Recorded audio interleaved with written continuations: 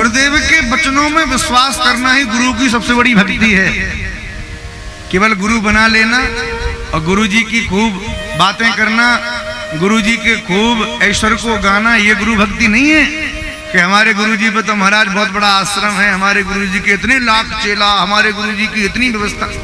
ये गुरु भक्ति नहीं है। गुरु भक्ति क्या है? बोले गुरु भक्ति वही है जो गुरु जी के कहे गए वचनों का पालन करे, वो सच्चा चेला। बोलो जय सिया राम।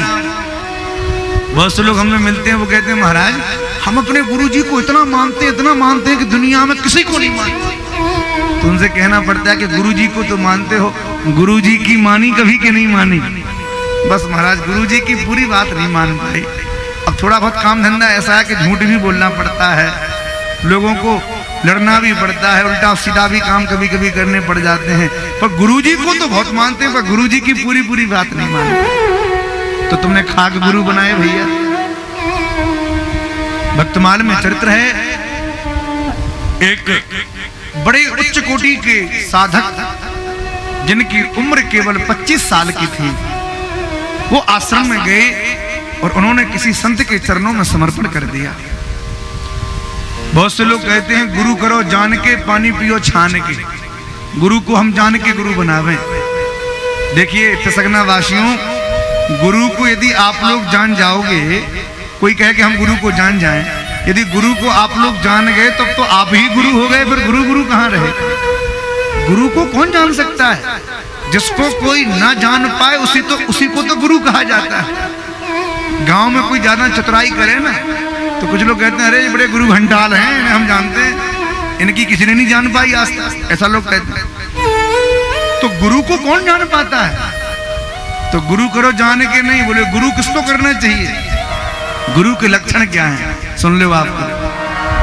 गुरु वही जो संत सिवावे, गुरु वही जो भगवंत मिलावे, इन करनी बिन गुरु न कहा। गुरु वो है जो अपने शिष्य के जीवन में भगवान की भक्ति का प्रकाश ऐसा प्रकाशित कर दे कि उसके जीवन में इसी जन्म में इन्हीं नेत्रों से भगवान का साक्षात्कार हो जाए, भगवान का दर्शन मिल जाए, भगवान की अनुभूति हो जाए। वो गुरु है जिसका मन भगवान के नाम में ऐसा रम जाए कि उन गुरुदेव के पहले जब तक जीवन जिया कोई बात नहीं, पर जब से गुरुजी मिल गए तो महाराज हमारे हाथ से माला नहीं छूटती। हमारे मन में नाम की प्रति इतनी प्रीति हो गई है कि हम सब कुछ छोड़ सकते हैं पर नाम नहीं छोड़ सकते। ऐसी प्रीति आपके चित्त में प्रकट हो गई तो समझ जाना कि आपके गुरु सच्चे हैं, आपने सच्ची दीक्षा ले ली। केवल बड़ी बड़ी बातें करने के लिए गुरु नहीं बनाने चाहिए। 25 वर्ष का साधक जब आश्रम में गया और एक संत के चरणों में समर्पण किया, रामानंद संप्रदाय के महात्मा थे, बड़े उच्च कोटि के भजनानंदी महात्मा, निरंतर राम राम राम राम रटते रहते थे। साधक जब नया नया गया तो सोचा कि गुरुदेव के वचनों में विश्वास करना चाहिए, क्योंकि गुरु ब्रह्मा हैं, गुरु विष्णु हैं, गुरु महेश हैं और साक्षात भगवान हैं, इनकी बात तो माननी ही चाहिए। थोड़ा सावधानी से सुनोगे तो आप लोगों को आनंद आएगा। देखिए यदि आप लोग सोचोगे कि महाराज कथा कहते जाएं, हमें तो बैठने से मतलब है और कोई बात नहीं, तो ऐसा हो तो जाएगा, पर कथा का जैसा रंग आपको चढ़ना चाहिए वैसा नहीं चढ़ पाएगा। और हम जिस परंपरा में हमने सेवा करी है, गुरुदेव के चरणों में रहे हैं, वहां ना तो समय का भान देखते हैं और ना कथा को देखते हैं कि कथा कहाँ चल रही है। वहां तो गुरुदेव की कृपा से जो मन में आता है उसको बोलना प्रारंभ कर देते हैं। पढ़े लिखे लोग किताबों की बातें करेंगे, ग्रंथों की बातें करेंगे, हम तो पढ़े लिखे हैं ही नहीं बिल्कुल। गुरुदेव के चरणों में रहे, जो सुना सो आपको सुना रहे हैं, तो इसलिए थोड़ा सावधानी से सुनोगे तो आपको समझ में आएगी हमारी बात। एक बार सभी लोग बोलो जय सिया राम। गुरु ब्रह्मा क्यों? ब्रह्मा जी भी सृष्टि की रचना करते हैं, पर ब्रह्मा जी की बनाई सृष्टि प्रकट भी होती है और नष्ट भी हो जाती है। ऐसा तो नहीं है कि ब्रह्मा जी ने जितने लोगों को बना दिया हो वो कभी मरे ही ना हो। संसार में कितने लोग जन्म ले रहे हैं, कितने लोग मर रहे हैं। आप लोग पढ़े लिखे हो तो अंदाज लगाइए। ब्रह्मा जी की बनाई सृष्टि भी अधूरी है, पर गुरुदेव के द्वारा शिष्य के चित्त में संस्कारों की गई सृष्टि, एक बार जब गुरुदेव अपने शिष्य के चित्त में उत्तम संस्कार प्रकट कर देते हैं तो वो महाराज मृत्यु पर्यंत भी नष्ट नहीं होते। वो भक्ति का बीज मरने के बाद भी किसी न किसी जन्म में हमारे जीवन में बना रहता है। ये गुरुदेव का संस्कार किया गया। इसलिए गुरु ब्रह्मा, ब्रह्मा जी से भी बड़े गुरु हैं। गुरु विष्णु, विष्णु जी का काम है पालन करना। भगवान विष्णु पालन करते हैं। पर ईमानदारी से बताओ, भगवान सबको खिलाते हैं, सबकी देखभाल करते हैं, पर भगवान विष्णु के पालन में भी कहीं ना कहीं भेद प्रकट हो जाता है। आप कहोगे कैसा भेद? बहुत से लोग तो ऐसे हैं जो खा खा के मर रहे हैं, और बहुत से लोग ऐसे हैं जो भूखे पेट मर रहे हैं। बहुत से ऐसे हैं कि यदि उन्होंने घी खा लिया या चीनी खा ली तो डॉक्टर कहेंगे भैया बस अब बंद है, आज से यदि घी खाओगे तो मर जाओगे, घी बंद करो। चीनी नहीं खा सकते, तेल नहीं ले सकते, बेचारे रूखा दाल का पानी पी पी की जिंदगी बिता रहे हैं। खाने का बहुत कुछ है फिर भी नहीं खा पा रहे हैं, और जिनके पास कुछ नहीं है बेचारे भूखे भी मर रहे हैं। भगवान विष्णु के पालन में कहीं ना कहीं भेद अंतर प्रकट हो सकता है, पर हमारे गुरुदेव भगवान अपने शिष्य का जब पालन करते हैं तो अपने शिष्य के पालन में गुरुदेव के दरबार में किसी का भेद नहीं है। हमने तो गुरुदेव की जैसी करुणा जीवन में कहीं दूसरी देखी नहीं। कोई कितना भी पापी से पापी क्यों ना हो, गुरुदेव उसको भी शरण में ग्रहण कर लें, और कोई बड़े से बड़ा भजनानंदी क्यों ना हो, गुरुदेव उसको भी शरण में ग्रहण कर लें। ऐसे गुरुदेव से करना। तो गुरुर ब्रह्मा गुरुर विष्णु, भगवान गुरुदेव विष्णु के जैसे। गुरुर महेश्वर, भगवान शंकर है। भगवान शंकर का काम क्या है? संहार करना। अब आप विचार करो, संहार भगवान शिव करते हैं, तो ऐसा कभी हुआ कि पूरा संहार ही हो गया हो? संहार भी कर रहे हो, जनता फिर भी जन्म लेती जा रही है, जनसंख्या वृद्धि होती जा रही है। कितने लोग मर जाते हैं? कई बार ट्रेन पलट गई, बोले 256 मरे, 360 घायल। बस किसी खाई में गिर गई, बोले 27 मरे, इतने घायल। वो सब तो छोड़ो, कई बार कोरोना जैसी लहर आ जावे तो कितने लोग शमशान में, आप लोग सब साक्षी हैं इस बात के।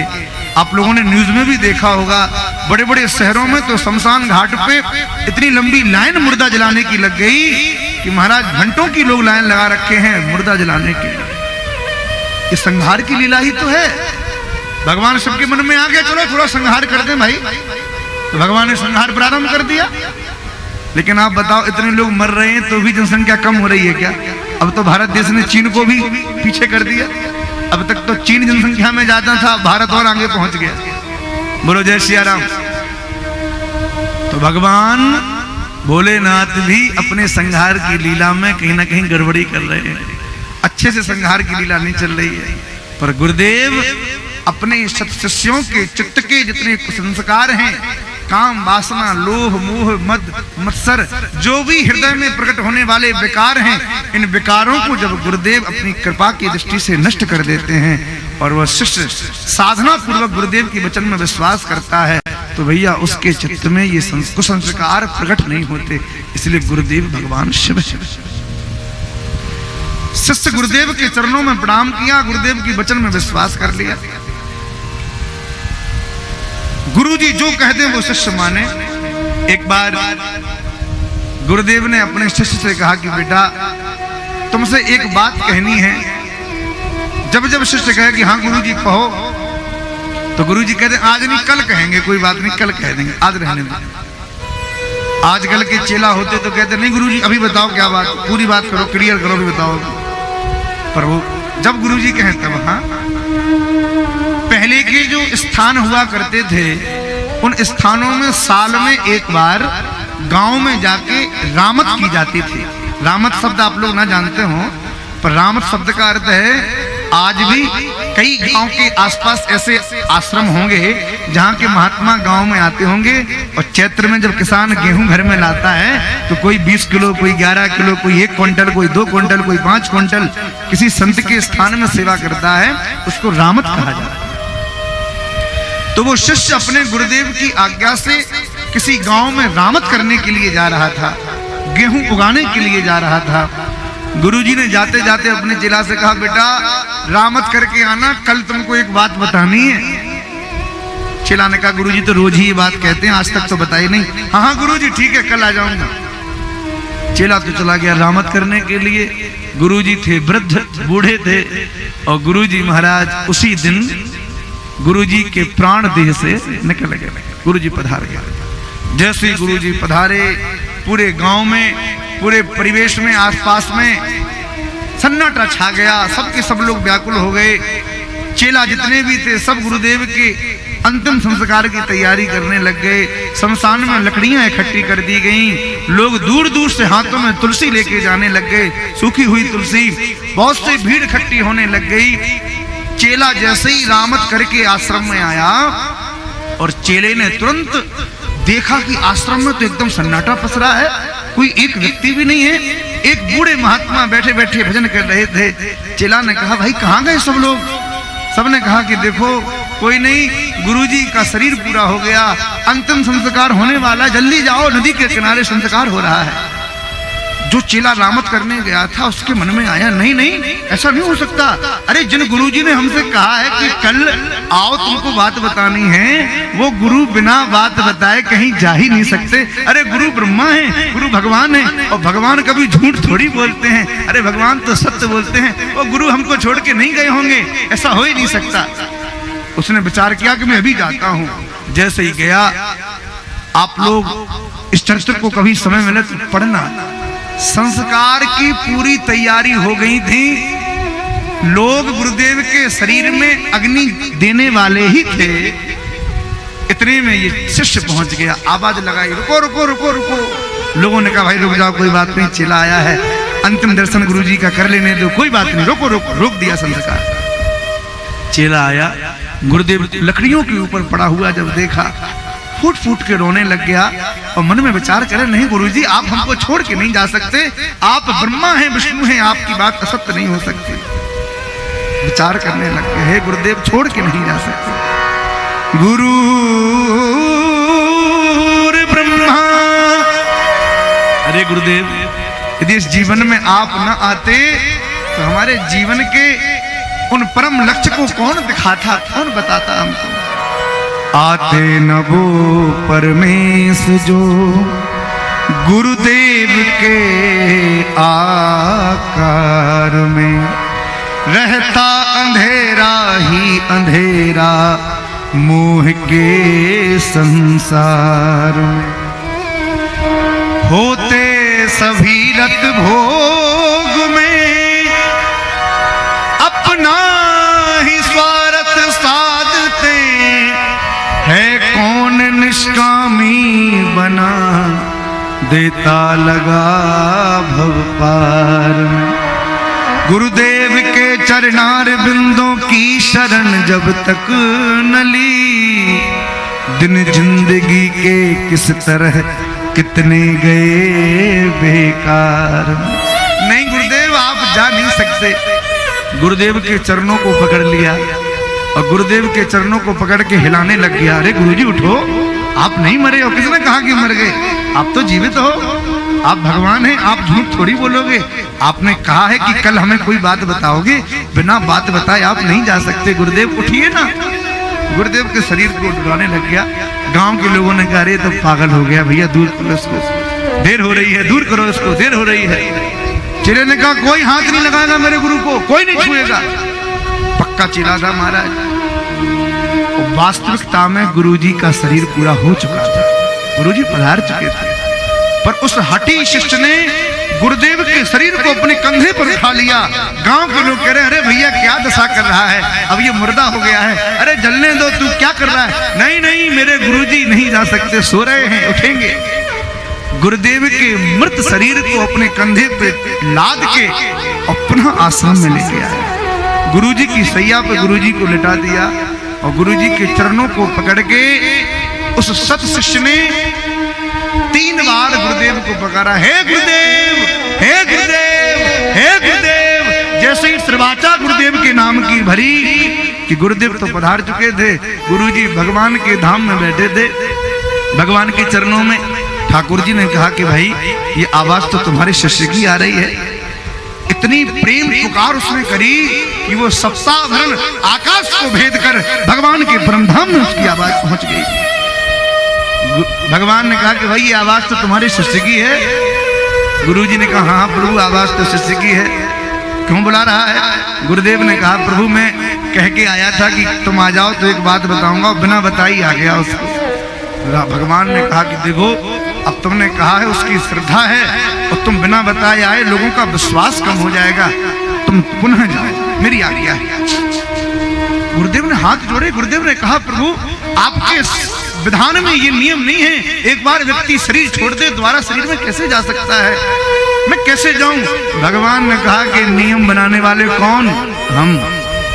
चलाने वाले कौन? हम ही तुमको आज्ञा देते हैं, जाओ अपने शरीर में, क्योंकि मैं परम स्वतंत्र न सिर पे कोई, हम परम स्वतंत्र हैं, मेरी आज्ञा है, जाओ तुम अपने शरीर में। भैया ये सत्य घटना है, गांव के लोग देखने वाले थे, आश्चर्य से लोग देख रहे थे। उस सत्शिष्य ने जब गुरुदेव को पुकारा, गुरुदेव के चरणों में सिर पटक के रोने लग गया।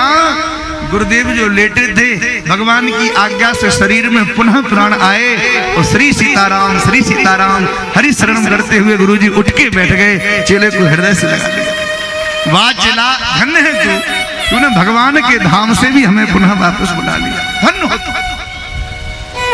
ऐसी शिष्यता किसी के भीतर प्रकट हो, वो शिष्यता है।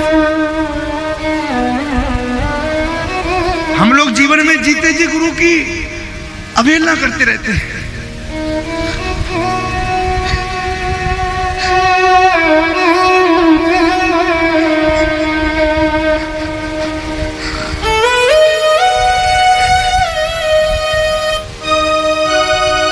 श्री राम जय राम जय जय राम, श्री राम जय राम जय जय राम, श्री राम जय राम जय जय राम, श्री राम जय राम जय जय राम, श्री राम जय राम जय जय राम, श्री राम